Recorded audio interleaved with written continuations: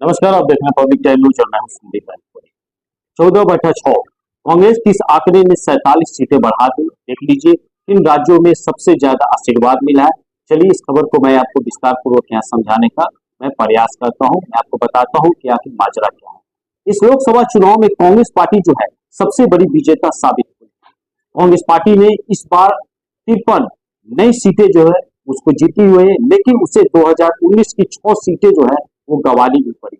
और इसी तरह कांग्रेस पार्टी जो है 47 सीटों का उन्हें शुभ लाभ हुआ और उसने 2019 में कुल 52 जो सीट है उसको जीती थी, जो कि अब बढ़कर 99 हो गई है। मैं आपको बताते चलूं, यानी 90.38% का इजाफा हुआ। कांग्रेस के 2019 बनाम 2024 के लोकसभा चुनाव में प्रदर्शन पर अगर गौर किया जाए तो अभी क्या है, पांच बातें जो है वो सामने आई है, जो कि मैं आपको बताता हूँ कि 5 फैक्टर्स क्या है। चलिए इस विषय में आपको बताता हूँ, जरा आप भी गौर कीजिएगा। 14 प्रदेशों में कांग्रेस को फायदा हुआ, 6 में कांग्रेस की सीट भी है उसको घट के। अगर बात किया जाए कांग्रेस की कुल 14 प्रदेशों की, तो 14 प्रदेशों में उनकी सीट बढ़ी है। इनमें महाराष्ट्र में 12, राजस्थान और कर्नाटक में 8-8, उत्तर प्रदेश, हरियाणा और तेलंगाना में 5-5 में बम्पर फायदा हुआ। तो वहीं अगर दूसरी तरफ बात किया जाए तो बिहार, झारखंड, गुजरात, तमिलनाडु, नागालैंड, लक्षद्वीप, चंडीगढ़, मणिपुर जैसे राज्यों में भी उनको बहुत सारा आशीर्वाद यहाँ मिला, प्यार मिला, मदद मिला कह सकते हैं। 6 राज्य ऐसे भी रहे जहां पर कांग्रेस को काफी नुकसान देखने को मिला, लेकिन सिर्फ एक सीट, ज्यादा नहीं, सिर्फ एक सीट। और इस लिस्ट में मध्य प्रदेश आते हैं, पंजाब आते हैं, केरल, पश्चिम बंगाल, छत्तीसगढ़ और केंद्र शासित प्रदेश अंडमान निकोबार द्वीप समूह भी इसमें शामिल है।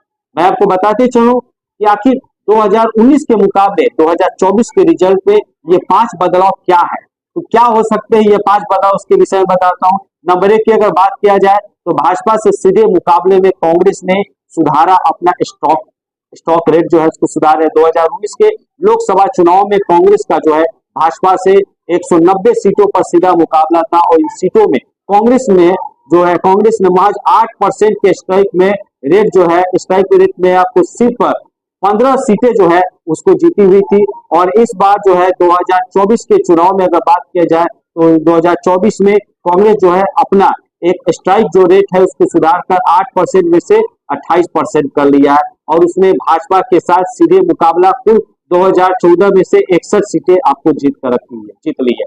मैं आपको बताते चलूं, अगर नंबर 2 की बात किया जाए तो बीजेपी को झटका भी लगा है। बीजेपी के एक झटके पर झटका हुआ है 2019 में भाजपा के पास एनडीए की कुल 352 सीटों में से कुल जो है 303 जो सीटें हैं वो रह गई थी, यानी गठबंधन के पास 85% की हिस्सेदारी और उसे जो है अपने दम पर ये बहुमत हासिल हुआ था। लेकिन जब है अब एनडीए की 290 में भाजपा के पास 240 सीटें हैं, यानी कि 83% जो है वो थोड़ा कम हुआ है और उसके बाद जो है वो अपने दम पर बहुमत उनको नहीं मिला हुआ है। मैं आपको बताते चलूं कि नंबर 3 की अगर बात किया जाए तो टॉप 5 राज्यों में बीजेपी को बहुत बड़ा झटका मिला है। सबसे बड़ा लोकसभा जो है, सबसे ज्यादा लोकसभा सीटों वाले 5 राज्यों में से 4 में से भाजपा को काफी नुकसान मिला हुआ है। उत्तर प्रदेश में आपको हम बताएं, उत्तर प्रदेश की कुल 80 सीट और इसकी संख्या 62 से घटकर आपको 33 रह गई। महाराष्ट्र की अगर बात करें तो महाराष्ट्र में 48 में से 23 घटकर 10 रह गई। अगर बात किया जाए बंगाल की तो 42 में से 18 में से घटकर 12 रह गई।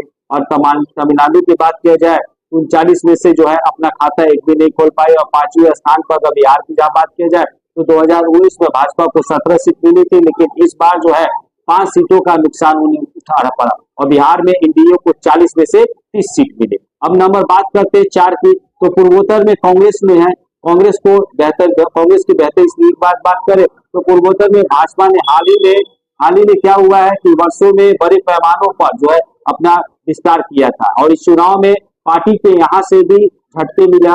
मणिपुर में दोनों जो सीटें हैं कांग्रेस के खाते में चली गई।